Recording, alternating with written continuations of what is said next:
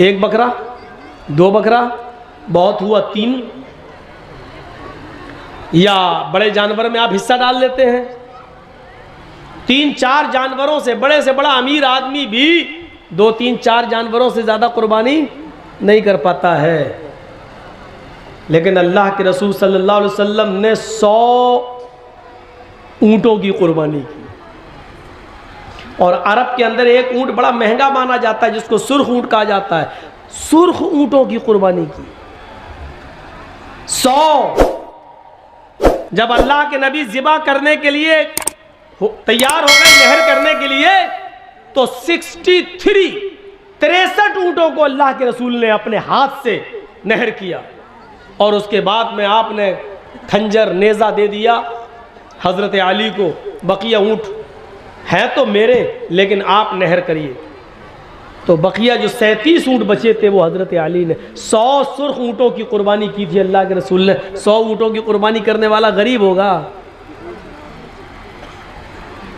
लेकिन 100 ऊँटों की कुर्बानी करने के बाद वो गोश्त आपका पता नहीं चला, सब गरीबों और मिस्कीनों में बट गया। दूसरे दिन भी अल्लाह के नबी सल्लल्लाहु अलैहि वसल्लम के पास उसमें से कुछ नहीं रह गया। इसको कहते हैं जिसके पास सब कुछ हो लेकिन उसने अपने ऊपर खर्च ना किया हो, लोगों पर लुटा दिया हो, गरीबों और मिस्कीनों पर लुटा दिया हो। खदीजा अरब की बड़ी रईस औरत थी। अल्लाह के रसूल से जब निकाह हुआ तो खदीजा की सारी दौलत के मालिक अल्लाह के नबी बन गए। खदीजा ने अपनी सारी दौलत अल्लाह के नबी पर निछावर कर दी, लीजिए आप रसूल बन गए हैं, पैगंबर, मेरी दौलत आप दीन के काम में लगाइए। अरब की सबसे रईस औरत, और निकाह के बाद वो दौलत नबी के पास आ जाए। लेकिन ताज्जुब यह है, आज 18, 20, 22 साल का लड़का अभी दरी पे सो रहा है, चटाई पे सो रहा है, और 22 साल के बाद अगर उसकी शादी हो जाए तो फिर कहाँ सोता है? डबल बेड पर सोता है। क्यों? अब वो जो बिस्तर मिला है उसको ससुराल से, अब उस पे सो रहा है, स्टाइल बदल गई। अभी तक साइकिल चला रहा था, शादी के बाद अब वो हीरो होंडा चला रहा है, स्प्लेंडर चला रहा है, यामा चला रहा है। अब तो और स्टैंडर्ड गाड़ियां आ रही हैं, वो चला रहा है। क्यों? ये भीख में मिली है। समझ गए ना? ज्यादा रगड़ने की जरूरत नहीं है। साइकिल अपने पास से खरीदी थी, उसकी हिफाजत थी, बेचारी पंचर भी नहीं होने देता था। और मोटरसाइकिल जब मिली है तो हर स्पीड बढ़ रही। क्यों? फ्री की गाड़ी है। मेरे लड़की के बाप ने इंटरनेशनल फकीर समझ के दे दिया। ले, नहीं दे रहे थे तो नाराज हो रहा था, तो भिखारी समझ के दे दिया। अल्लाह के नाम पे जो मांगे वो फकीर है ना। इसने तो अपने बेटे के नाम पे मांगा, मेरा बेटा 5 लाख की दुकान पे बैठता है, तू 50,000 की गाड़ी नहीं दे सकता। तो अब आप सोचो, जो बेटे के नाम पे मांगे वो बड़ा फकीर है या जो अल्लाह के नाम पे मांगे वो बड़ा फकीर है? फैसला खुद ही कर लो। अल्लाह के नाम पे मांगता उसको आप 10-5 रुपए देते हो, बेटे के नाम पे पूरी 50,000 की गाड़ी दे देते हो। चल, अल्लाह के रसूल ने खदीजा से निकाह किया, लेकिन आपके रहने सहने की स्टाइल नहीं बदली। वही चटाई पर सोते थे, वही बिस्तर, खाने पीने की भी स्टाइल नहीं बदली, वही खाते थे जिससे पहले खाते आए। क्यों? क्योंकि आपने खदीजा की दौलत को अपने ऊपर इस्तेमाल ही नहीं किया, गरीबों और मिस्कीनों पर लुटा दिया। इसको कहते हैं क्या? साधु। साधु वो नहीं होता है आजकल की तरह, ये भी अपने आप को साधु बोलता है। अभी इशारा ही करूंगा मैं, बकिया रिजल्ट आप निकाल लेना। ज़रूरी नहीं है कि मैं सब नाम लूं और हर वक्त केस ही करवाऊं अपने ऊपर, बहुत हो चुके हैं, अब थोड़ा बचना भी चाहिए। ये भी कहता मैं तो फकीर हूं, झोला उठाऊंगा, चल दूंगा।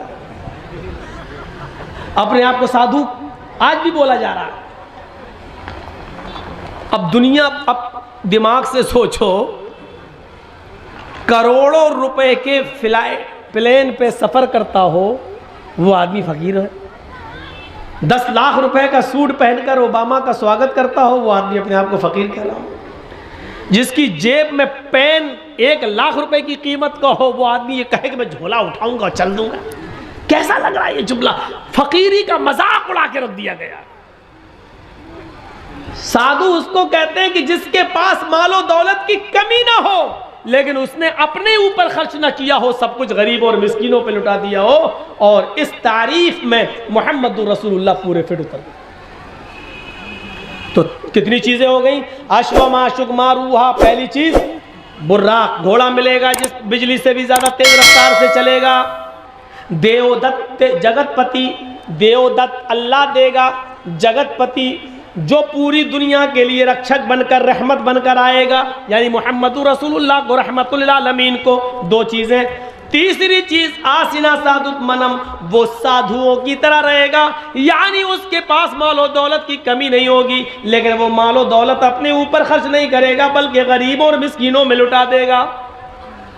और चौथी चीज ष्टेश्वर्या गुणान्विता, आसिना साधुमनम षटेश्वर्या गुणान्विता, वो 8 खूबियों का मालिक होगा। ष्टेश्वर्या गुणान्विता, 8 खूबियों का वो मालिक होगा, उसके अंदर 8 खूबियां पाई जाएंगी। अब वो 8 खूबियां क्या हैं, इसको समझ लीजिए आप। इसको समझ लिया तो सब कुछ समझ लिया। महाभारत देखिए, 8 खूबियां उसके अंदर पाई जाएंगी। 8 खूबियों में पहली खूबी अल्पभाषी, दूसरी खूबी बहुभाषी, तीसरी खूबी ज्ञानी। ये 8 चीजें याद रखना, 4-4 करके।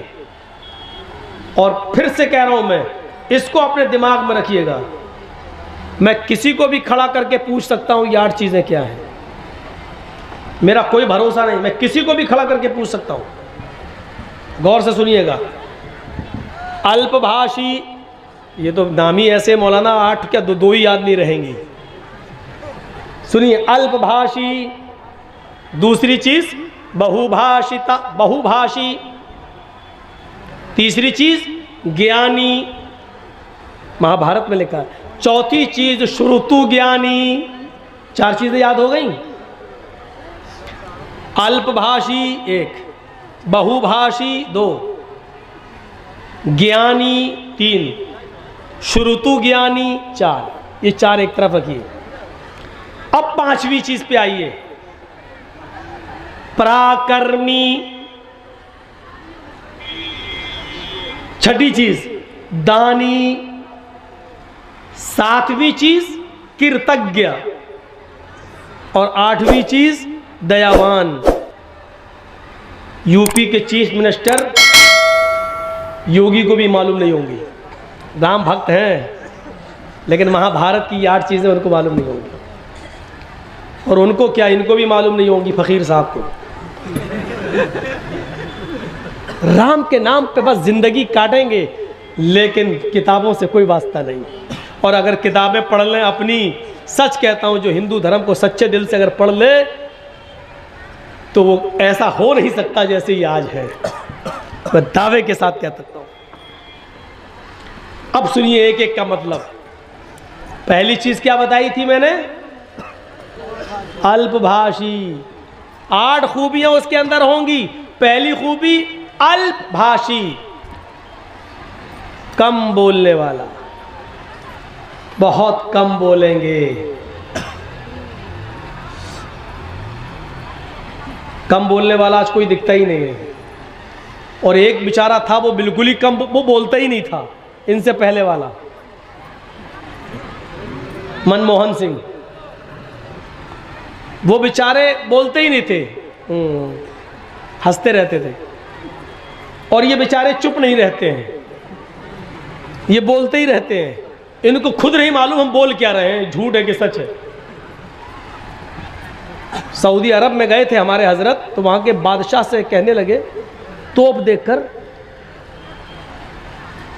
कि ये कितना फेंकती है, मतलब इस तोप की रेंज कितनी है। तो वह सऊदिया के बादशाह ने कहा वल्लाही आपसे कम फेंकती है।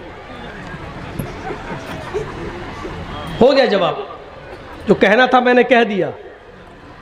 इन्होंने पूछा कि ये तोप की रेंज क्या है, कितना फेंकती है ये, तो उन्होंने कहा वल्लाह आपसे कम फेंकती है। तो समझ गए ना कि कोई इतना फेंके कि उसका नाम ही मशहूर हो जाए, फेंकू। तो ये तो बड़े ताज्जुब की बात होगी कि लोग उसको फेंकू के नाम से जानने लगे। तो ये ये तो एक अचंभे की बात है, ताज्जुब की बात है। और मौलाना अबुल कलाम आज़ाद ने यही तो कहा था, किसी भी झूठ को सच करना हो तो इतना फेंको, इतना उसको इतना बोलो कि सुनने में वो सच लगने लगे, ऑटोमेटिक वो सच हो जाएगा, ऑटोमेटिक। यही हो रहा है आजकल, यही है। अल्पभाषी, कम बोलेंगे, ये नहीं कहा कि बिल्कुल नहीं बोलेंगे, कम बोलेंगे। अल्लाह के नबी इतना कम बोला करते थे, इतना कम बोला करते थे, इतना कम बोला करते थे। मुस्लिम शरीफ किताबुस सलाम के अल्फाज है कि यहूदियों का एक गिरोह नबी अकरम के घर पे आया, दरवाजे को दस्तक दी। अल्लाह के नबी